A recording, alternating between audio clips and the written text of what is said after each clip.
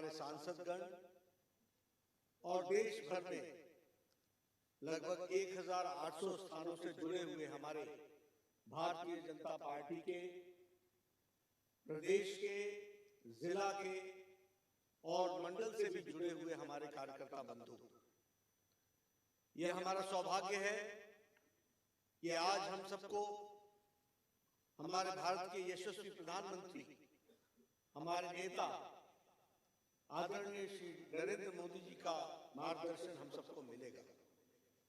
मैं अपनी ओर से, आप सब की ओर से और जो लाखों कार्यकर्ता विभिन्न स्थानों से जुड़े हुए हैं, उन सब की ओर से आदरणीय प्रधानमंत्री जी का हार्दिक अभिनंदन करता हूं, स्वागत करता हूं। हम सब जानते हैं कि प्रधानमंत्री जी का हमेशा हम सबको समय समय पर मार्गदर्शन मिलता रहता है और पार्टी को भी उनकी पार्टी को दृष्टि और दिशा, यह भी हम सबको समय समय पर मिलता रहता है। अमृतकाल आने वाले 25 वर्ष में आर्थिक दृष्टि से भारत की नींव रखने का ये जो संकल्प है, इस संकल्प को आदरणीय प्रधानमंत्री जी की ने जो सोच रखी और उसको एक अमली जामा पहनाकर कार्य रूप देने का जो प्रयास किया है, वह सच में देश को एक नई छलांग के साथ विकास की ओर ले जाएगा, यह हम सब लोग जानते हैं। आत्मनिर्भर अर्थव्यवस्था, इस पर हम सबको आज उनका मार्गदर्शन मिलने वाला है। और वैसे भी प्रधानमंत्री जी का और उनकी रुचि पार्टी के प्रति हम सब लोग जानते हैं, हमेशा रही। उन्होंने हमेशा पार्टी को दिशा देने में, मार्गदर्शन करने में उनका हमको हमेशा सहयोग मिलता रहा। हम सबको याद है कोरोना काल में जब सारी पार्टियां लगभग एक तरीके से लुप्त हो गई थी, तो उस समय उनका मार्गदर्शन हम सबके लिए बहुत ही काम आया और उन्होंने हमको दिशा दी। सेवा ही संगठन है और सेवा ही संगठन में भारतीय जनता पार्टी तो जुड़ी ही जुड़ी। उन्होंने सारे देश को जोड़ करके इस संक्रमण से लड़ने में हम लोगों को दिशा दी और हम लोगों को मार्गदर्शन दिया, ये हम जानते हैं। वैसे ही समय समय पर आर्थिक दृष्टि से भी उनका मार्गदर्शन हम सबको मिलता रहता है। बजट के बाद देश किस तरीके से आगे बढ़ेगा, इसके बारे में उनका हमेशा हम सबको मार्गदर्शन मिला है। उन्होंने 5 ट्रिलियन इकोनॉमी पर हम किस तरीके से आगे बढ़ रहे हैं, कोरोना के संक्रमण के बावजूद देश आगे बढ़ने के लिए अग्रसर है। और अगर हम अपनी जीडीपी देखें तो उससे भी ये ध्यान में आता है कि इन सारे संक्रमणों के बाद और इन सारी मुसीबतों के बावजूद भी देश ने आर्थिक दृष्टि से आगे बढ़ने का संकल्प जो रखा है, उसको उन्होंने गति दी है और देश आर्थिक दृष्टि से सही दिशा में चला है, ये हम सब लोग जानते हैं। सामाजिक न्याय, समानता, सम्मान, सबका साथ, सबका विकास, सबका विश्वास और सबका प्रयास, इस मंत्र को लेकर के उनके नेतृत्व में हम सब लोग चल रहे हैं। और हम ये भी जानते हैं कि जो कल बजट रखा गया वो प्रो पीपल बजट रहा, प्रोग्रेसिव बजट रहा, प्रोडक्शन लिंक्ड इंसेंटिव्स के साथ बढ़ने वाला बजट रहा, ईज ऑफ लिविंग, इस सिद्धांत को आम आदमी को अपने जीवन के यापन में कोई मुसीबत ना आए, बिना तकलीफ के वो आगे बढ़े और देश की अर्थव्यवस्था में भी अपना योगदान करे, इस बात को उन्होंने बहुत अच्छे तरीके से इस बजट में रखा है। निर्मला सीतारमण जी ने उनके मार्गदर्शन में मोर ग्रोथ, मोर जॉब, एम्प्लॉयमेंट के साथ किस तरीके से विकास को आगे बढ़ाना है और ग्रोथ के तरीके से इकोनॉमी कैसे बढ़ती है, इस पर भी उनको उनका मार्गदर्शन मिलने वाला है। जो डेवलपमेंट प्रोजेक्ट्स जिसके बारे में चर्चा की गई है, वह आने वाले समय में अमृत काल में देश को एक नई ऊंचाइयों पर ले जाने का एक संकल्प है, इसको भी हमको ध्यान में रखना चाहिए। मैं ये महसूस करता हूं कि उनके मार्गदर्शन में आर्थिक दृष्टि से देश मजबूत हो रहा है। और हम ही नहीं, करोड़ों लोग ये महसूस करते हैं कि उनकी मार्गदर्शन में आर्थिक दृष्टि से किस तरीके से देश का विकास बढ़ रहा है और उसको और आगे बढ़ाना है, इसका हम सबको आज मार्गदर्शन मिलने वाला है। हमारे आत्मनिर्भर अर्थव्यवस्था, इन पर, इस विषय पर उनका हमको मार्गदर्शन मिलेगा। मैं आपके और उनके बीच में ज्यादा देर न रहते हुए मैं उनसे निवेदन करूंगा, आदरणीय प्रधानमंत्री जी से, कि वह हम सभी कार्यकर्ताओं का मार्गदर्शन करें। और उनको मैं ये विश्वास दिलाना चाहता हूं कि हमारे करोड़ों कार्यकर्ता आपके बताए रास्ते पर चलकर देश को मजबूती प्रदान करने में अपना पूरा योगदान करेंगे। इन्हीं शब्दों के साथ मैं आदरणीय प्रधानमंत्री जी को निमंत्रित करता हूं, आमंत्रित करता हूं कि वह हम सबका मार्गदर्शन करें।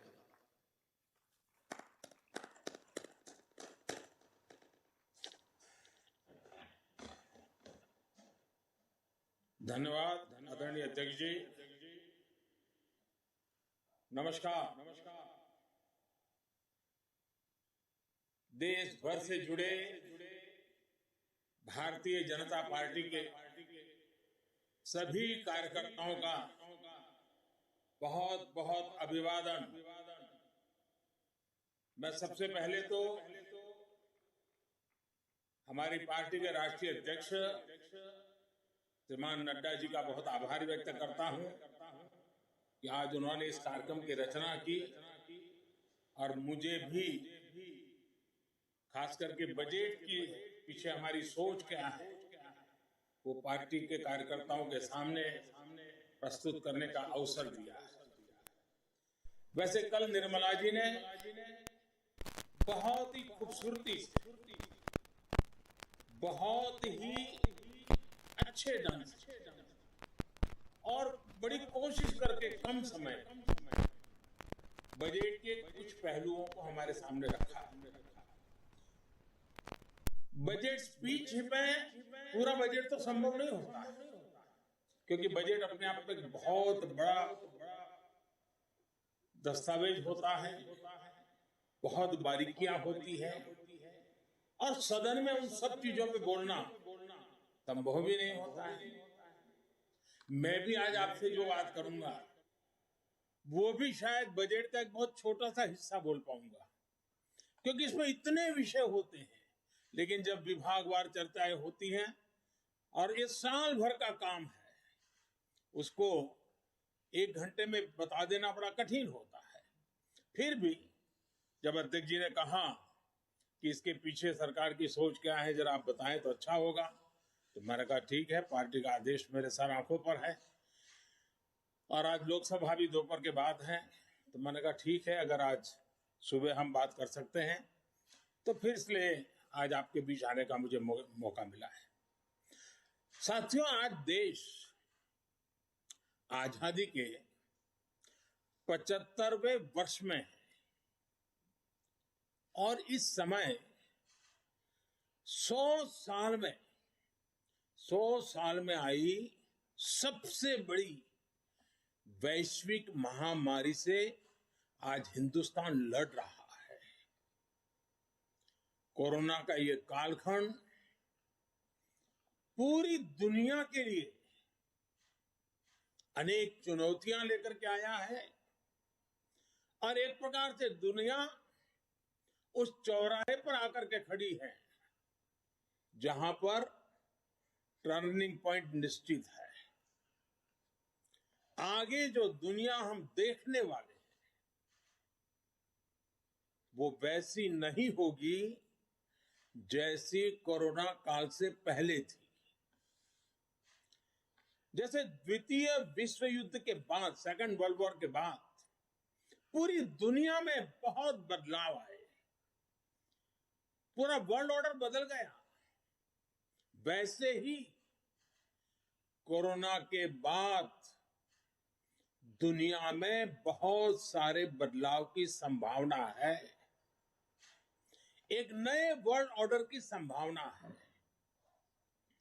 और इसके प्रारंभिक संकेत नजर भी आने लगे हैं।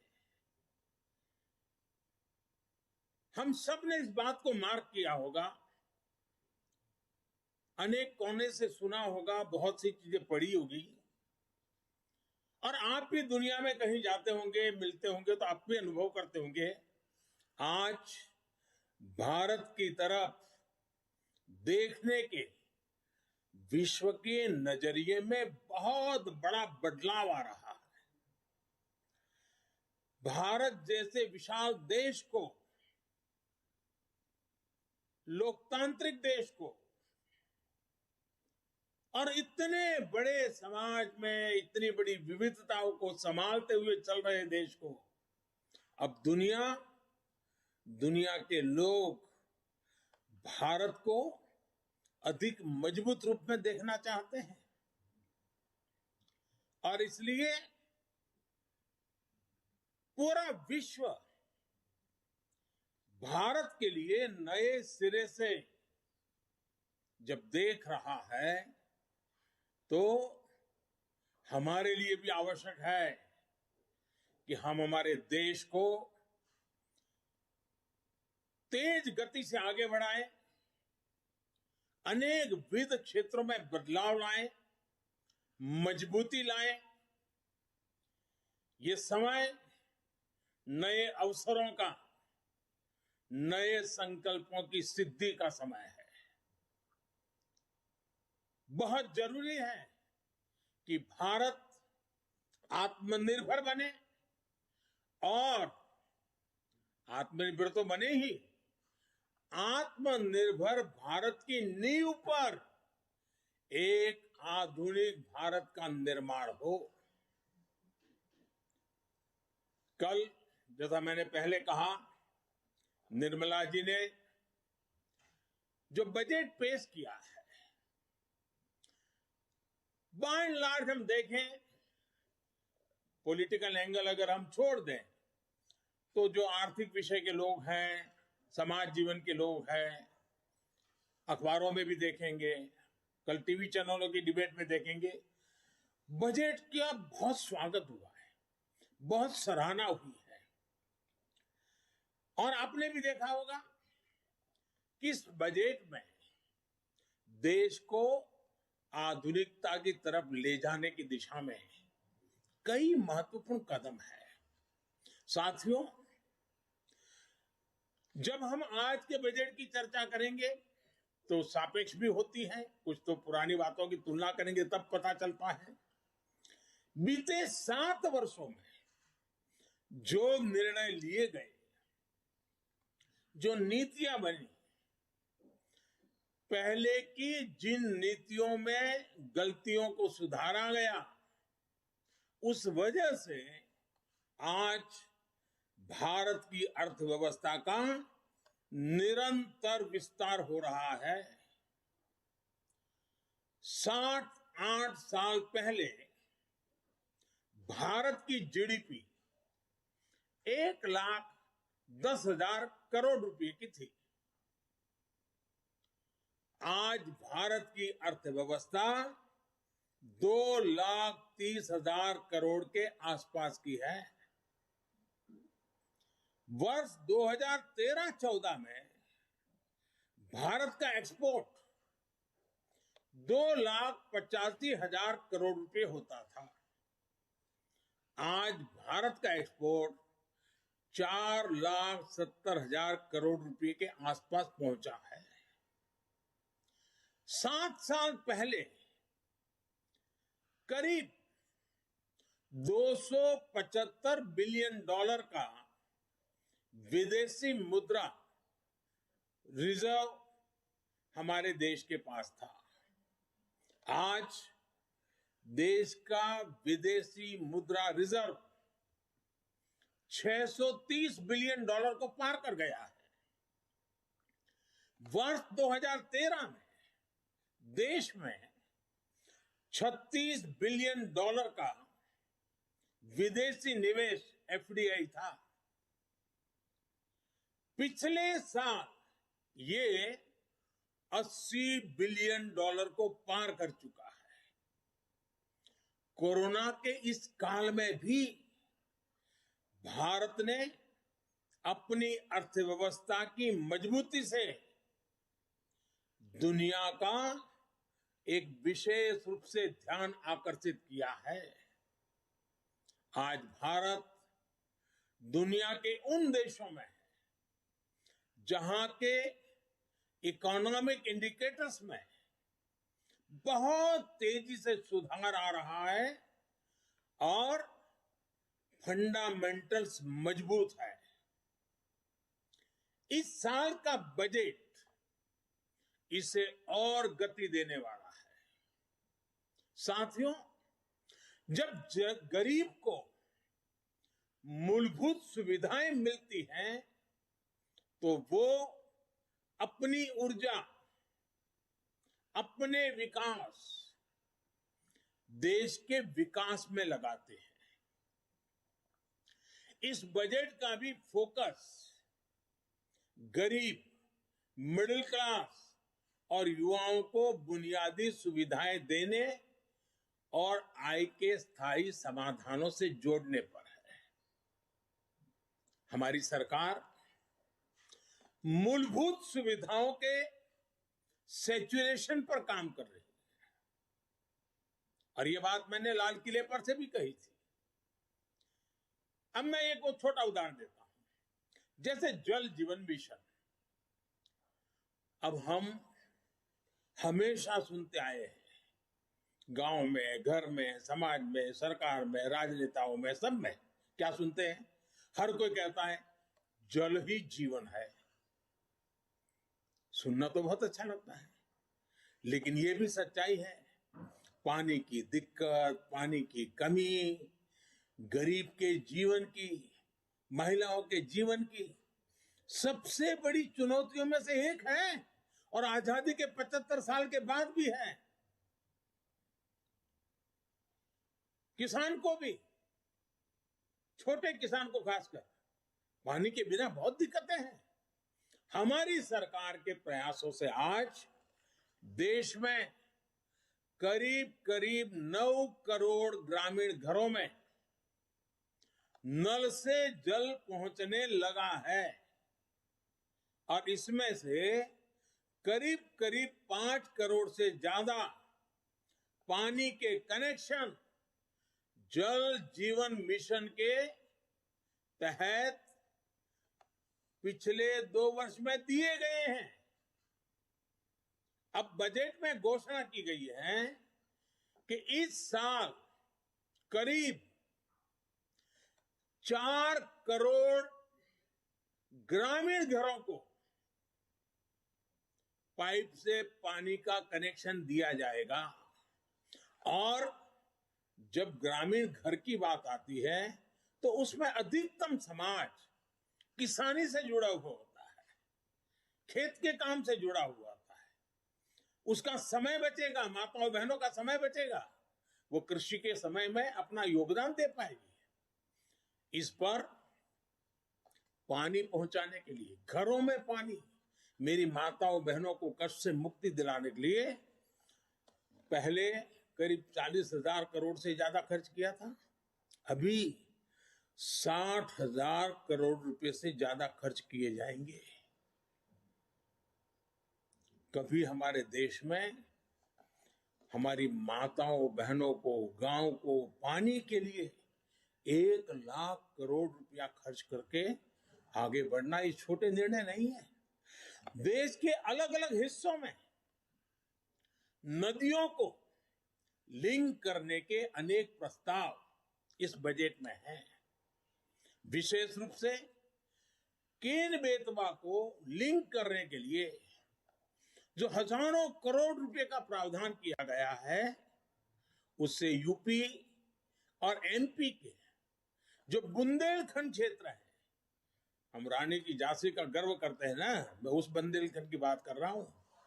जिस खाजूराहो की चर्चा करते हैं, मैं उस बुंदेलखंड की बात करता हूं।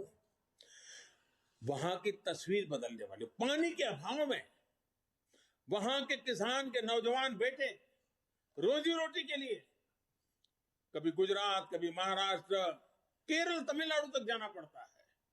ये केन बेतवा योजना किसान के जीवन में खेती में तो बदलाव लाएगी लाएगी, किसान के जीवन में बदलाव लाएगी।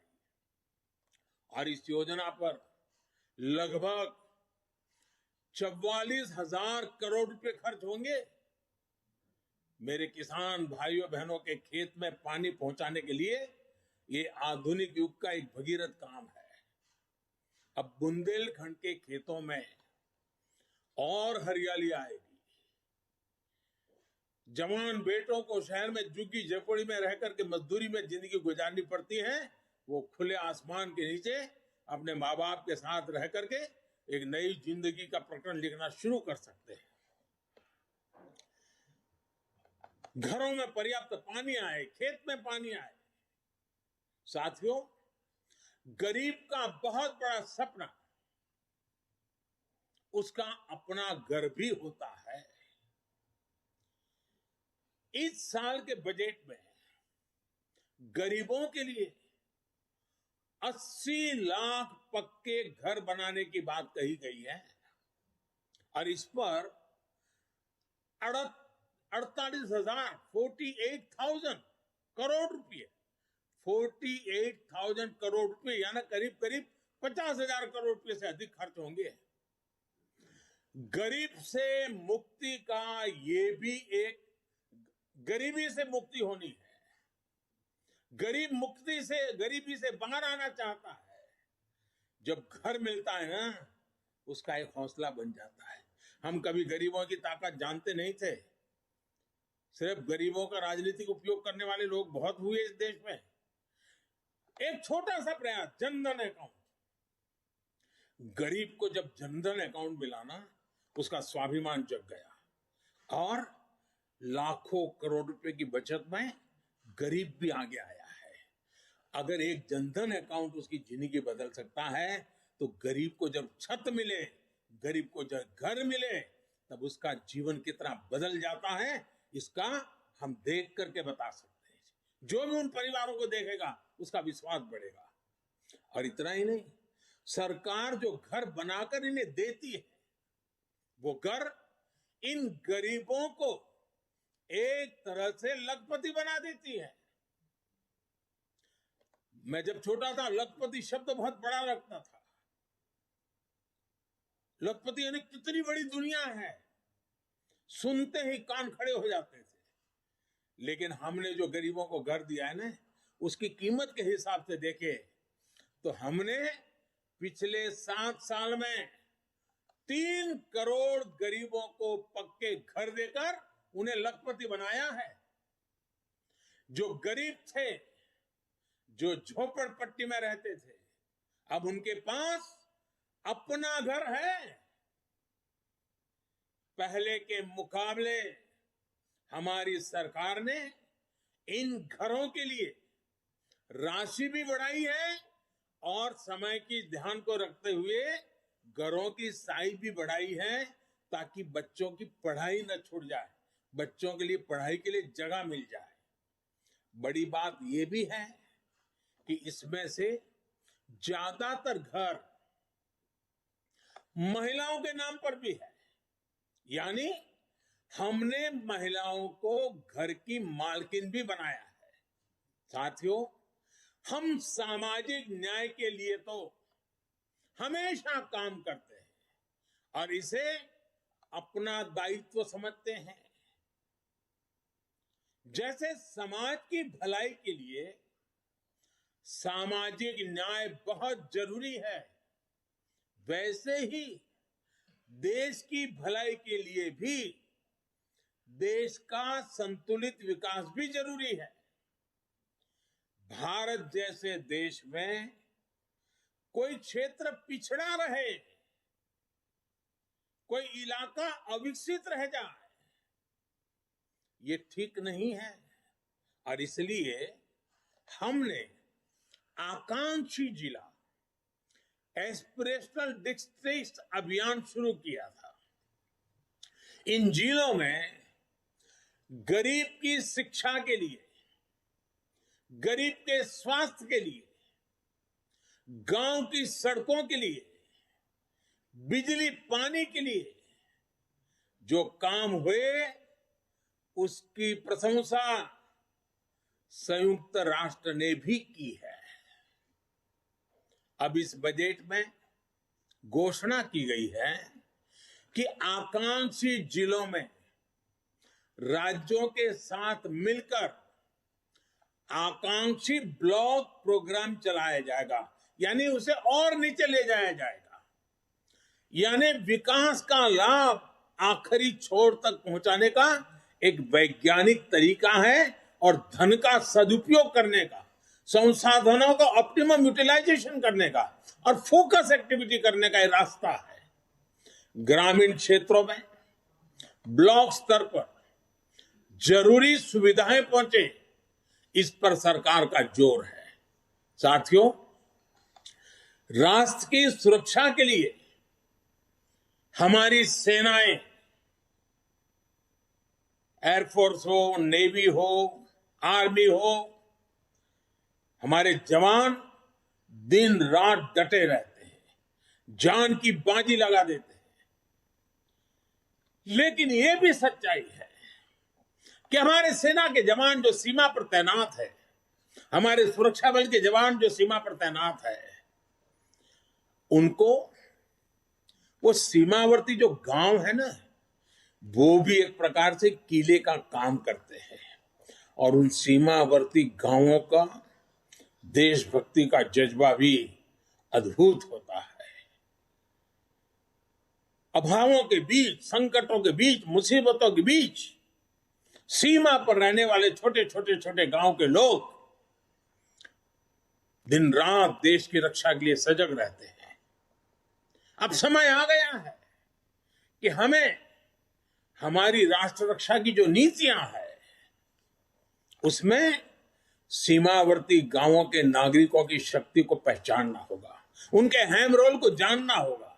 और इसलिए हमने ध्यान आकर्षित किया है कि सीमावर्ती जो हमारे आखिरी गांव है हिंदुस्तान के कोने कोने में, उन गांवों को विकास की यात्रा में पीछे नहीं रहने देना है।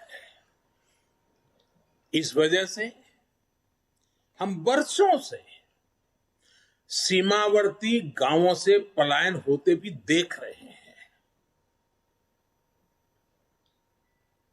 किसी भी देश की रक्षा के लिए यह पहलू ठीक नहीं है। इस बात को समझते हुए सीमा पर मौजूद गांवों के विकास के बारे में नए सिरे से सोचा गया है। एक होलिस्टिक अप्रोच के साथ हम आगे बढ़ना चाहते हैं। ऐसे गांवों में हर प्रकार की सुविधा हो, बिजली हो, पानी हो, सड़क का इंतजाम हो। इसके लिए बजट में विशेष वाइब्रेंट विलेज प्रोग्राम का ऐलान किया गया है। हमारे अनेकों सीमावर्ती गांव टूरिस्ट स्पॉट बन सकते हैं। वहां हम अच्छे प्रकार से होम स्टे का एक पूरा नेटवर्क खड़ा कर सकते हैं, जो हमारे लोगों को रोजी रोटी मिले। प्रकृति प्रेमियों के लिए भी ये हमारे सीमावर्ती क्षेत्र हैं, वो आकर्षण का केंद्र बन सकते हैं। और मैंने तो गुजरात में कच्छ में रणोत्सव करके देखा है कि अगर उन आखिरी गांवों को हम वाइब्रेंट बना दें तो सुरक्षा की दृष्टि से भी बहुत लाभ होता है। अब हमारा उत्तराखंड देखिए, उसकी सीमा ऊपर के गांव, हमारा लेह लद्दाख देखिए, हमारा अरुणाचल देखिए। ये वाइब्रेंट विलेज प्रोग्राम इन सभी गांवों को बहुत मदद करेगा। इसके साथ साथ होलिस्टिक अप्रोच होने के कारण एनसीसी का भी एक नया विचार हुआ है। एनसीसी के लिए खर्च होता है, बड़े शहरों में एनसीसी होती भी है।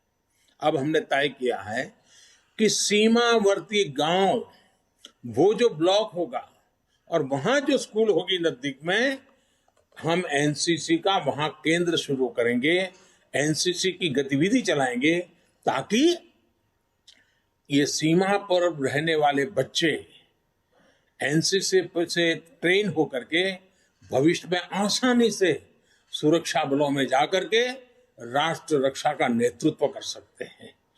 इन पहाड़ी क्षेत्रों के हमारे बच्चों की ताकत बहुत बड़ी होती है। साथियों, राष्ट्र रक्षा से जुड़े एक और बड़े अभियान की बजट में घोषणा की गई है। ये है पर्वतमाला परियोजना। ये हिमालय के क्षेत्रों में आधुनिक कनेक्टिविटी और आधुनिक इंफ्रास्ट्रक्चर को विस्तार देने वाली है। इससे पहाड़ों में आवाजाही भी आसान होगी, टूरिस्टों के लिए जाने की सुविधा तो होगी। वहां अगर तीर्थ क्षेत्र है तो वहां जाने वाले तीर्थयात्रियों को सुविधा होगी, लेकिन साथ साथ हमारी सेना को तो लगातार उन क्षेत्रों में जाना होता है, उनके लिए भी ये बहुत सुविधाजनक होगा। इसका बड़ा लाभ हमारे हिमाचल, उत्तराखंड, जम्मू कश्मीर, लेह लद्दाख, नॉर्थ ईस्ट के हमारे कुछ क्षेत्र, वहां के भाइयों बहनों को मिलेगा। हमारे पहाड़ों के लोग बहुत प्रतिभावान होते हैं, बहुत परिश्रमी होते हैं। सेना से लेकर खेलों तक, व्यापार से लेकर कृषि तक, कितने ही क्षेत्रों में देश को उनकी क्षमता और प्रतिभा का लाभ मिलता है। ये हमारा सौभाग्य है कि हमें उनके लिए काम करने का मौका मिल रहा है। वर्तमान से हम जब पर्वतमाला से पहाड़ी क्षेत्रों में पर्यटन को बढ़ावा मिलेगा और साथ ही पर्यावरण की भी सुरक्षा बढ़ेगी। नॉर्थ ईस्ट को लेकर भी पीएम डिवाइन नाम से एक बड़ी योजना की घोषणा बजट में की गई है। साथियों, आज समय की मांग है कि भारत की कृषि भी आधुनिक बने, नए तौर तरीके अपनाएं, किसान पर बोझ कम हो।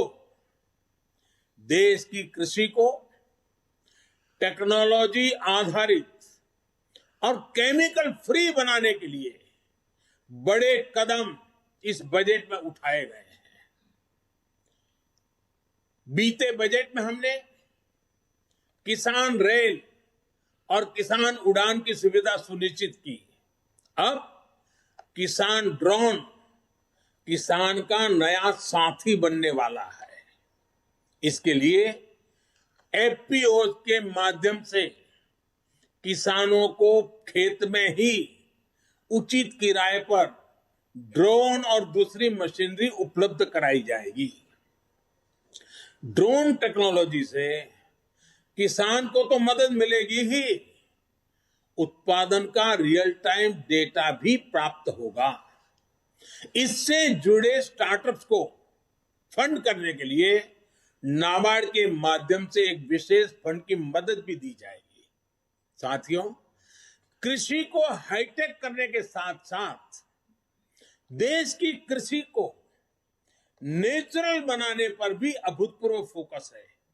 दोनों पहलू पर हम बल दे रहे हैं। आधुनिक हो, टेक्नोलॉजी हो, खर्च में बचत हो, साथ साथ बैक टू बेसिक, हमारी ये धरती माता बर्बाद न हो, हमारी धरती माता की उपजाऊ शक्ति खत्म न हो, और इसलिए केमिकल मुक्त खेती, प्राकृतिक खेती।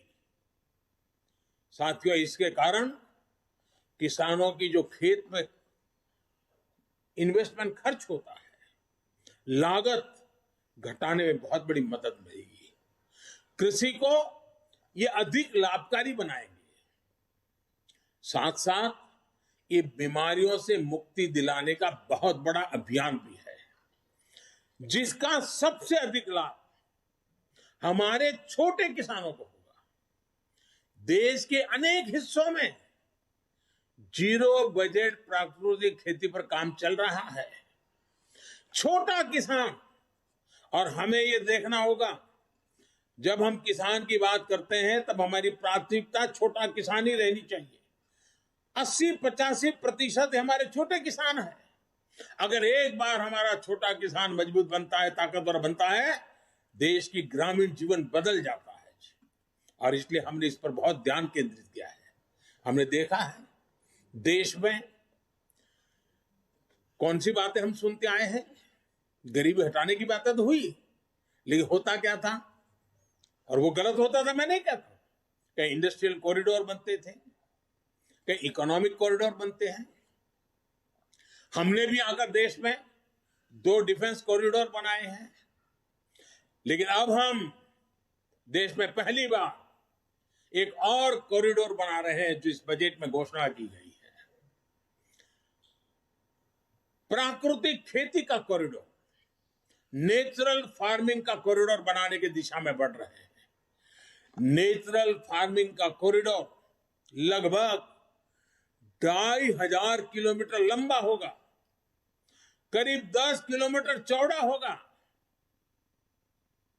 और पहले चरण में उत्तराखंड, उत्तर प्रदेश, बिहार, झारखंड और पश्चिम बंगाल में मां गंगा के किनारे 5-5 किलोमीटर चौड़ा, दोनों तरफ 5-5 किलोमीटर नेचुरल फार्मिंग का एक कॉरिडोर तैयार किया जाएगा।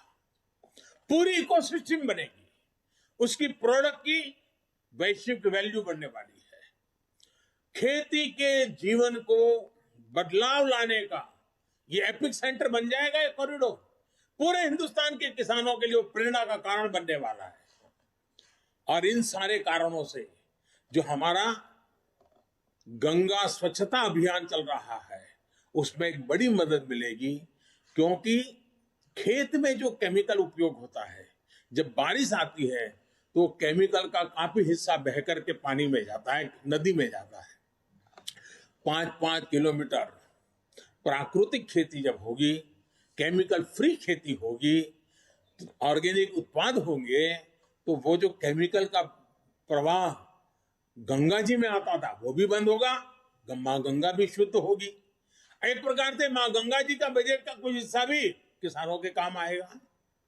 और ऑर्गेनिक उत्पाद की आज बाजार में कीमत बहुत बड़ी है, दुनिया में मांग है, और भारत विश्व के कृषि बाजार में बड़ी ताकत के साथ जाने का रास्ता ऑर्गेनिक खेती है। साथियों, सरकार द्वारा मोटे अनाज, मिलेट्स को प्रोत्साहन दिया जा रहा है। और हमें न भूलें कि हमारा जो छोटा किसान है, उसमें से अधिकतम किसान हमारे, या हमारे जो आदिवासी भाई बहन जो किसान है, या हमारे गांव में किसी दलित के पास अगर जमीन है, वो छोटा किसान है, वो मोटा अनाज ही उनको पैदा किए बिना कोई चारा नहीं होता, क्योंकि बाकी कुछ सुविधाएं नहीं होती। दलित और आदिवासी किसान साथी अगर एग्रो फॉरेस्ट्री और प्राइवेट फॉरेस्ट्री अपनाना चाहते हैं, तो उनके लिए भी विशेष मदद का प्रोविजन किया गया है। साथियों, अनाज के साथ साथ हम देखिए कृषि प्रधान देश है। जय जवान जय किसान इस मंत्र ने हमें ताकत दी है, लेकिन ये भी सच्चाई है कि आज हमारा देश 80,000 लाख करोड़ रुपए का तेल, खाने का तेल बाहर से लाना पड़ रहा है, क्योंकि हमारी आदतें बदलना दी है। पुरानी सरकारों ने ऐसे निर्णय किए कि हम आयाती तेल पर निर्भर हो गए। उसी प्रकार से पल्सीज, हमारे यहां जो वेजिटेरियन सोसाइटी है, उसको प्रोटीन के लिए, कुपोषण के लिए लड़ाई लड़ने में हमारे लिए पल्सीज की बहुत, दाल है, मूंग है, उड़द है, चना है, इसकी बहुत जरूरत होती है। अब हमारे लिए आवश्यक है कि हम खाने के तेल में आत्मनिर्भर कैसे बने, हम दाल पल्सीज में आत्मनिर्भर कैसे बने। और इसलिए खाने के तेल में आत्मनिर्भरता के लिए एक राष्ट्रीय मिशन अभी अभी देश में प्रारंभ किया गया है। और हर साल जो लाखों करोड़ रुपए हम खाद्य तेल खरीदने के लिए विदेश भेजते हैं, वो पैसे मेरे देश के किसानों के व्यय जाए, जो खेती में पसीना बहाने वाला हमारा किसान है उसके नसीब में आए, उसलिए हम योजनाओं पर बल दे रहे हैं। अन्नदाता को ऊर्जादाता बनाने का भी एक बहुत बड़ा अभियान निरंतर चल रहा है, जिसके माध्यम से खेत में ही सोलार पैनल लगाने के लिए मदद दी जा रही है। आदिवासी किसानों को भी वनोपज से अधिक लाभ हो, इसके लिए बड़े स्तर पर वन धन योजना सफलता के साथ चल रही है और बजट से उसको बल भी दिया जा रहा है। साथियों, सरकार ने हमेशा किसानों के हित में हर जरूरी कदम उठाए। अब आप देखिए, बजट में रिन्यूएबल एनर्जी का खर्चा पड़ेगा, लेकिन उसमें एक महत्वपूर्ण खर्चा है किसानों के लिए सोलर पंप। अगर सोलर पंप हम सबसे ज्यादा किसानों के पहुंचाएंगे, सूर्य शक्ति से चलने वाला पंप, किसानों को रात को जागना नहीं पड़ेगा, दिन में ही अपने खेती कर लेगा, पानी पहुंचा देगा, शाम को परिवार के साथ अपना समय बिता पाएगा और उसका खर्च भी कम हो जाएगा। इसके लिए भी सोलर पंप का बहुत बड़ा बजट हमारे किसानों तक हम पहुंचा रहे हैं। साथियों, पिछले बजट में फर्टिलाइजर की सब्सिडी 80,000 करोड़ रुपए से भी कम रखी गई थी, 79,000 करोड़। लेकिन कोरोना के कारण अंतर्राष्ट्रीय कीमतों में सप्लाई चेन में गड़बड़ होने के कारण बहुत बड़ा उछाल आया।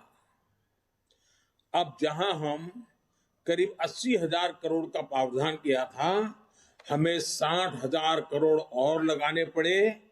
करीब करीब 1,40,000 करोड़ रुपया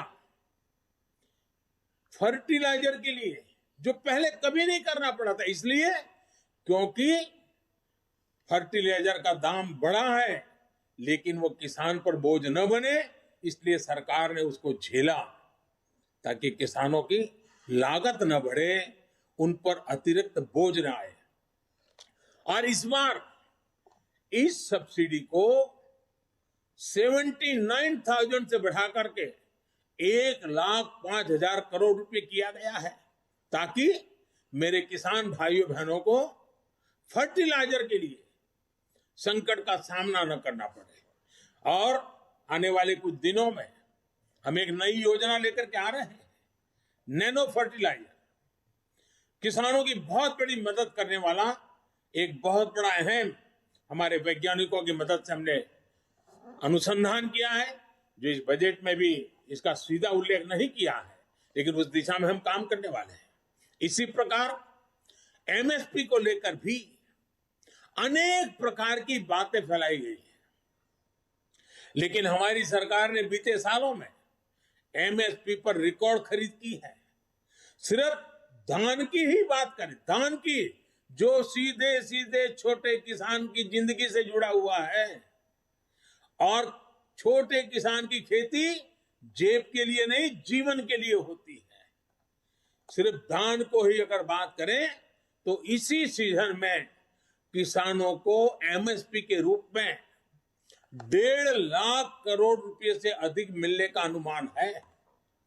बजट में प्रावधान किया गया है कि 2,37,000 करोड़ रुपए का एमएसपी किसानों के बैंक खाते में सीधे ट्रांसफर किया जाएगा।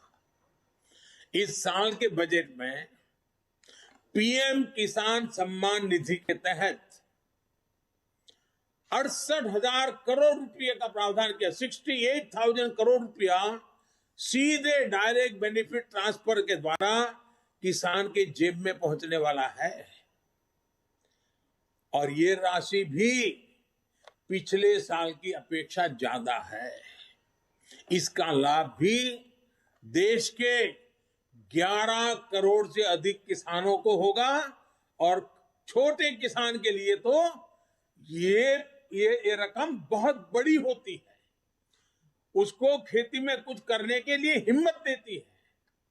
हमारे ग्रामीण क्षेत्र को, हमारे किसानों को बेहतर सड़कों का भी विशेष लाभ मिलने वाला है। प्रधानमंत्री ग्राम सड़क योजना का बजट पिछले वर्ष की तुलना में 36% बढ़ाया गया है। वहीं रेलवे भी छोटे किसानों की मदद के लिए विशेष प्रावधान करने वाली है। साथियों, नए संकल्प लेना, उन्हें पूरा करने और पूरा करने के लिए जी जान से जुट जाना युवाओं की स्वाभाविक प्रवृत्ति होती है। भाजपा युवा आकांक्षाओं और युवा सपनों को समझती है। ये इस बजट में भी स्पष्ट रूप से दिखता है। इस बजट में स्टार्टअप्स के लिए टैक्स बेनिफिट को आगे बढ़ाया गया है। युवा इनोवेशन, रिसर्च एंड डेवलपमेंट को लेकर जितने भी प्रावधान इस बजट में किए गए हैं, वो युवाओं को इनोवेट करने के लिए प्रोत्साहित करेंगे। मैंने खेती में जिस ड्रोन टेक्नोलॉजी की पहले चर्चा की, वो भी एग्रीटेक स्टार्टअप्स को प्रोत्साहन देगा। डिफेंस के क्षेत्र में स्टार्टअप्स हो या फिर डिजिटल करेंसी जैसे प्रावधानों से फिनटेक से जुड़े स्टार्टअप, ये युवाओं के लिए अनंत संभावनाएं बनाने वाले हैं। और स्टार्टअप की विशेषता है, स्टार्टअप जॉब क्रिएटर भी होते हैं।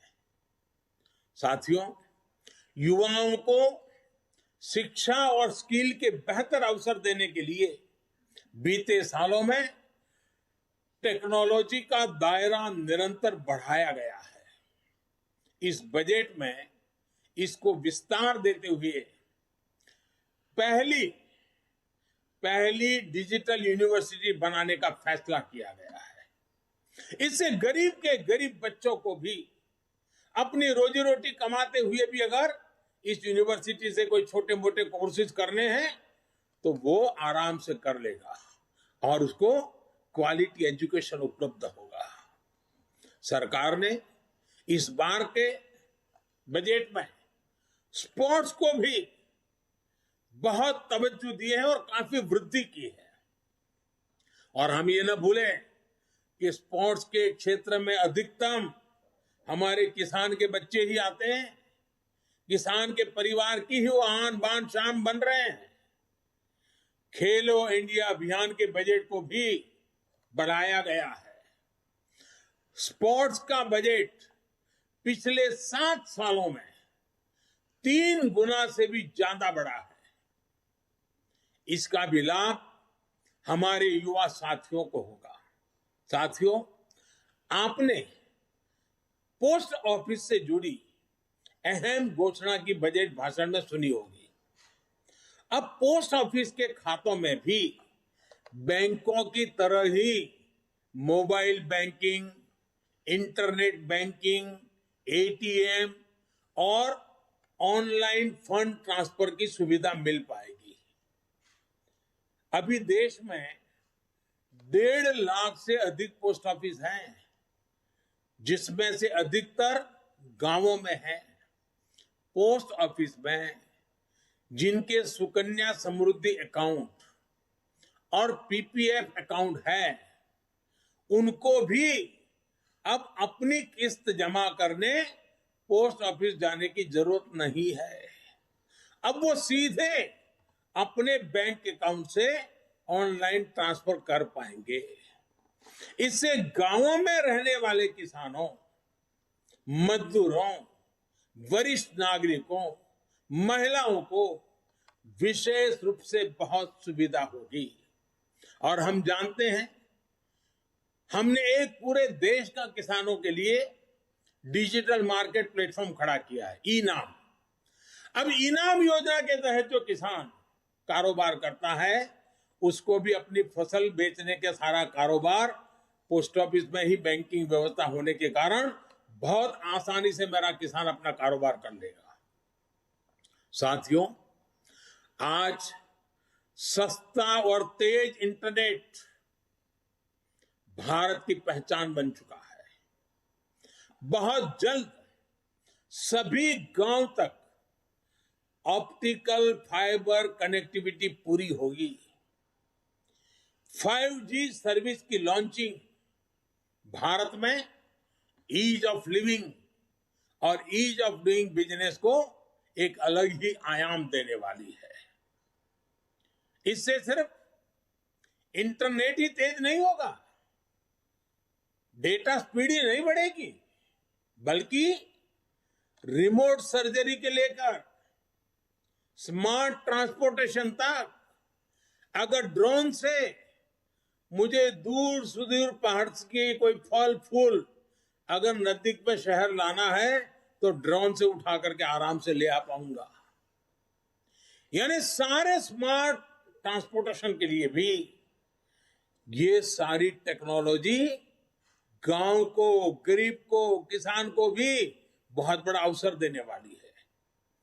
5G सर्विसेज देश में रोजगार के नए सेक्टर्स का सृजन करेगी, युवाओं को आकर्षक अवसर प्रदान करेगी, स्टार्टअप्स को प्रोत्साहन करेगी। साथियों, आज देश में एनिमेशन, विजुअल इफेक्ट्स, गेमिंग और कॉमिक AVGC इस सेक्टर की भी तेजी से विकास हो रहा है। भारत मोबाइल गेमिंग को लेकर दुनिया के टॉप 5 मार्केट में से एक है। आकलन है कि आने वाले 2 सालों में यह सेक्टर 3 लाख करोड़ रुपए का हो जाएगा। अब मुझे बताइए, ये गेमिंग हम बच्चों को रोक नहीं पाएंगे। परिवार में बच्चा मोबाइल फोन पर गेम खेल रहा है, नहीं रोक पाएंगे। लेकिन क्या हमारे बच्चे विदेशों से खर्च करके आई हुई गेम से खेलेंगे कि हिंदुस्तान भी कुछ करेगा? और इसलिए हमारे देश की प्रतिभा को मौका मिले, इनोवेट करने का अवसर मिले। इस सेक्टर में क्रिएट इन इंडिया और ब्रांड इंडिया को सशक्त करने का भरपूर पोटेंशियल है। भारत को ग्लोबल गेम डेवलपर्स और गेमिंग सर्विस का हब बनाने के लिए इस बजट में एक टास्क फोर्स के गठन की बात की गई है। साथियों, आज के अखबारों में सेंट्रल बैंक डिजिटल करेंसी की भी काफी चर्चा है। इससे डिजिटल इकोनॉमी को बहुत बल मिलेगा। ये डिजिटल रुपया अभी जो हमारी फिजिकल करेंसी है उसी की तरह डिजिटल स्वरूप लेकर के RBI द्वारा ही उसको पूरी तरह कंट्रोल किया जाएगा, मॉनिटर किया जाएगा, उसका विस्तार किया जाए। और ये ऐसी व्यवस्था होगी जिससे फिजिकल करेंसी से एक्सचेंज भी किया जा सकेगा। जैसे कोई आपको डिजिटल रुपये में पे करेगा तो आप उसको कैश में बदल पाएंगे। Digital payment, online payment, retail payment ज्यादा सुरक्षित होगा, रिस्क फ्री होगा। इससे ग्लोबल डिजिटल पेमेंट सिस्टम के निर्माण में भी आसानी होगी। ये डिजिटल रुपया फिनटेक से जुड़े सेक्टर को अनेक अवसर देगा। इससे कैश को प्रिंट करने, हैंडल करने, डिस्ट्रीब्यूट करने में जो बोझ पड़ता है वो भी कम होगा। साथियों, भारतीय अर्थव्यवस्था का सबसे पुराना, मजबूत और भरोसेमंद स्तंभ है हमारे छोटे उद्यमी और व्यापारी, हमारे स्मॉल एंटरप्रेन्योर। हमारी सरकार MSMEs को मजबूत बनाने के लिए निरंतर प्रयास कर रही है। कोरोना काल में हमने छोटे उद्यमियों को ध्यान में रखते हुए इमरजेंसी क्रेडिट गारंटी स्कीम शुरू की थी। एसबीआई के अध्ययन में ये बात सामने आई है कि इस योजना से एमएसएमई सेक्टर में लगभग 1.5 करोड़ नौकरियां सुरक्षित हुई हैं और करीब 6 करोड़ लोगों की जीविका सुरक्षित हुई है। इसी तरह पीएलआई स्कीम का उदाहरण भी हमारे सामने है। इसके परिणाम भी देश देख रहा है। भारत आज मोबाइल मैन्युफैक्चरिंग के क्षेत्र में दुनिया का उभरता हुआ केंद्र बन रहा है। ऑटोमोबाइल और बैटरी के क्षेत्र में भी पीएलआई स्कीम के इसी तरह उत्साहवर्धक परिणाम मिल रहे हैं। जब देश में इतने बड़े स्तर पर मैन्युफैक्चरिंग होगी तो एमएसएमई का एक नया इकोसिस्टम खड़ा होगा। एमएसएमईज को कई क्षेत्रों में नए ऑर्डर्स मिलेंगे, नए अवसर पैदा होंगे। मैं एक छोटा सा उदाहरण देता हूं आपको, सिर्फ रक्षा मंत्रालय का। देखिए, रक्षा मंत्रालय आज उत्तर प्रदेश में और तमिलनाडु में डिफेंस कॉरिडोर विकसित कर रहा है। इस बजट में हमने 68%, 68% कैपिटल प्रोक्योरमेंट, जो कुछ भी खरीदी करनी है, घरेलू खरीद के लिए निर्धारित किया है। इस बजट में से यहीं से लेना पड़ेगा। हर साल हजारों करोड़ रुपए के रक्षा उपकरण देश के भीतर से ही खरीदे जाएंगे। मैं वोकल फॉर लोकल जो बात करता हूं ना, वो यहां भी ले आए हैं हम। इससे हमारी हजारों एमएसएमईज को ही सबसे ज्यादा फायदा होगा। साथियों, इस बार बजट में एक बात जो सबसे खास और सबसे अलग है, वो है पब्लिक इन्वेस्टमेंट। ये कितना बड़ा कदम है और इसका असर कितना बड़ा होगा, इस बात का अनुमान आप इससे लगा सकते हैं कि वर्ष 2013-14 में, हमारे आने से पहले 7 साल पहले, पब्लिक इन्वेस्टमेंट सिर्फ 1,87,000 करोड़ का था, 1,87,000। इस बजट में ये 7,50,000 करोड़ रुपए का रखा गया है। यानी यूपीए सरकार की तुलना में 4 गुना ज्यादा। सरकार जब इतना बड़ा खर्च करेगी तो इस पैसे से क्या होगा? इससे देश में और ज्यादा निवेश आएगा और ज्यादा आधुनिक इंफ्रास्ट्रक्चर का विस्तार होगा। साथ साथ लोहा बेचने वाला, लोहा बाजार में काम करने वाला, सीमेंट बेचने वाला, सीमेंट बाजार में काम करने वाला, इस प्रकार के निर्माण कार्यों से जिनकी स्किल है उस नौजवान, यानी कितनी बड़ी इकोनॉमी की एक बड़ी एक दूसरे को इफेक्ट पॉजिटिव खड़ी होती है। और नौकरियों के लिए तो अनेक दरवाजे खुल जाते हैं। साथियों, इसके कारण देश के लिए पूंजी तैयार होगी। सामान्य मानवी का जीवन आसान भी होगा और बेहतर भी होगा। ये सब कैसे होगा, ये समझने के लिए आप अपनी सरकार के 7 साल के काम को समझिए। 2014 में देश में 90,000 किलोमीटर नेशनल हाईवे थे। ये 90,000 किलोमीटर हाईवे पिछले 70 साल में बने थे, जबकि हमने पिछले 7 सालों में ही 50,000 किलोमीटर नेशनल हाईवे बनाए हैं। पीएम गति शक्ति मास्टर प्लान के तहत देश में हजारों किलोमीटर के नए हाईवे और बनाएंगे। इससे न केवल शहरों से लेकर गांवों और कस्बों तक बेहतर कनेक्टिविटी होगी, बल्कि इससे देश के हर कोने में इंडस्ट्री भी पहुंचेगी। इससे हर सेक्टर में लाखों नए रोजगार भी पैदा होंगे। और हम जानते हैं एक जमाना था जहां नदी जाती थी, जहां पानी होता था, उसके नजदीक में गांव बसते थे। फिर समय बदलता गया और अब जहां हाईवेज है, इंफ्रास्ट्रक्चर है, इंटरनेट है, वहां लोग बसते हैं। इस बदलते हुए युग को हमें समझना होगा और इससे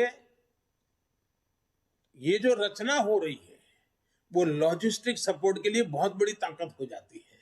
आज अगर हमारे देश में कोई उत्पाद विदेश भेजनी है, मानो फल सब्जी हमारा किसान भेजना चाहता है, लेकिन अगर 6 दिन तक वो ट्रैवलिंग करता रहेगा तो कौन खरीदेगा?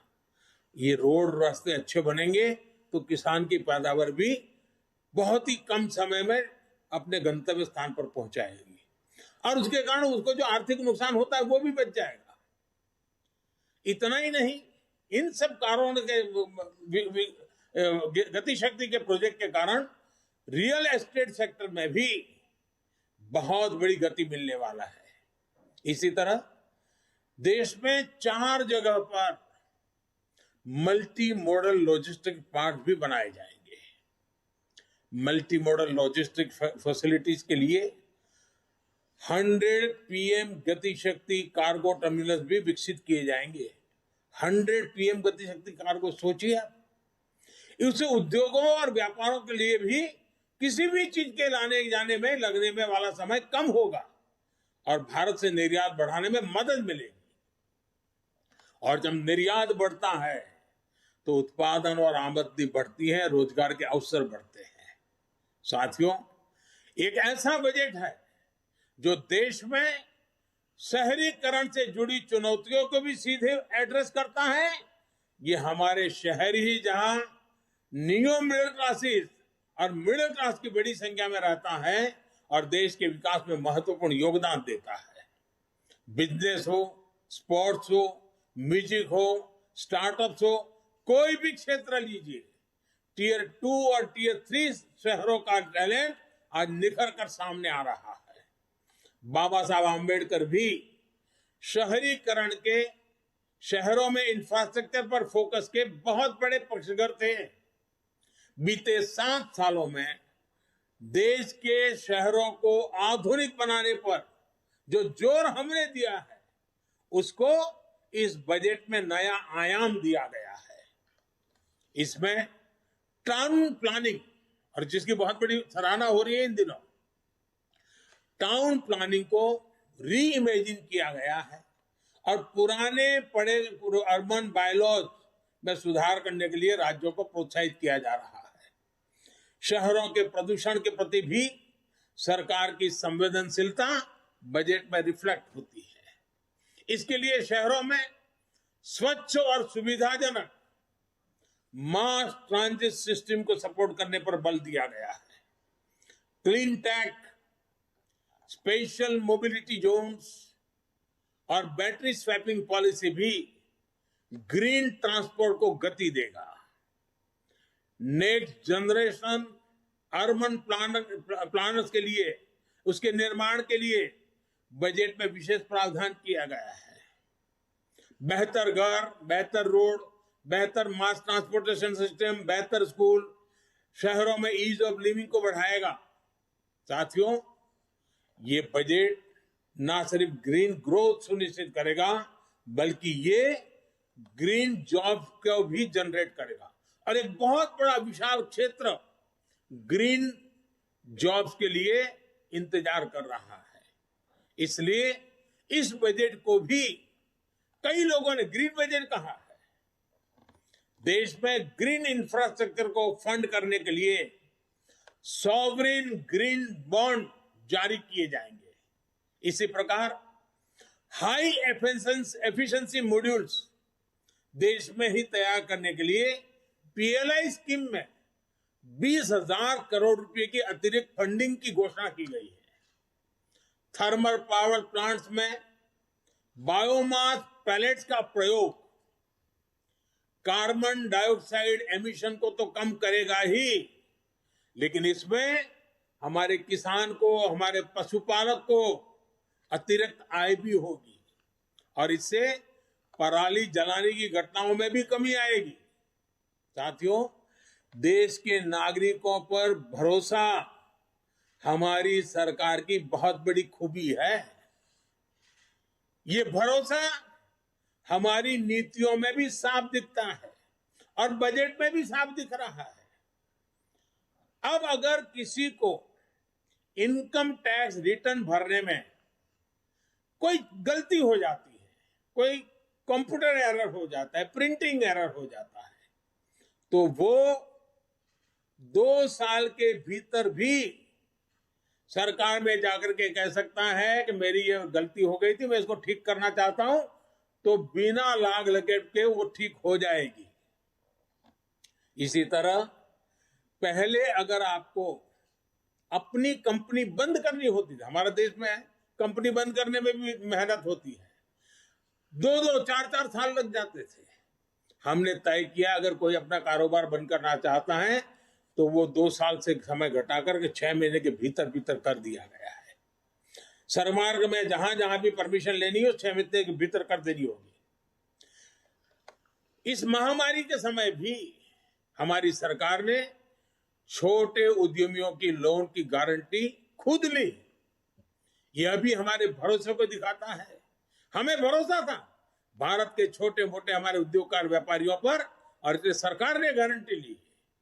अब इस बजट में इस योजना को, क्योंकि हमारे व्यापारियों ने, हमारे उद्योगकारों ने सकारात्मक रिस्पॉन्स दिया और इसके कारण उसका सही अनुभव देखते हुए उसको और मजबूत किया गया है और उसको विस्तार भी दिया गया है। इन 7 सालों में हमने 25,000 गैर जरूरी, ये समझने जैसा है, 25,000 गैर जरूरी कंप्लायंसेस को खत्म किया है। यानी आए दिन ये जानकारी लाओ, ये फॉर्म भरो, फलाना नाम लाओ, डिग्री सर्टिफिकेट लाओ, हर बार सरकार लोगों से मांगती रहती थी। 25,000 हमने निकाले हैं और मैंने राज्य सरकारों से भी आग्रह किया है कि वे भी खोजें, बिना कारण जनता को कहां कहां तकलीफ हो रही है, हटाओ इन चीजों को। इतना ही नहीं, भारत की संसद में करीब करीब 1500 गैर जरूरी और पुराने कानूनों को भी खत्म कर दिया गया है। इसी भरोसे की बुनियाद पर सरकार ईज ऑफ डूइंग बिजनेस 2.0 अभियान भी शुरू करने जा रही है। साथियों, हम सभी ने बीते 2 सालों में 100 साल के इस सबसे बड़े संकट का बहुत बहादुरी के साथ सामना किया है। जैसा मैंने शुरू में कहा कि 7-8 साल पहले भारत की जीडीपी जो 110 लाख करोड़ से भी कम थी, वो आज 230 लाख करोड़ के आसपास ले आए हैं। हमारे फंडामेंटल्स मजबूत हैं, दिशा सही है और गति तेज है। एक भारतीय होने के नाते, भाजपा का कार्यकर्ता होने के नाते हमें इस बात का गर्व है कि हमने जनता जनार्दन की सेवा में कोई कोर कसर बाकी नहीं रखी है। देश की जनता हमारे ईमानदार प्रयासों को समझती है। सच्चे हृदय से जिस सेवा भाव में हम जुटे हैं, उसको भी देश समझता है।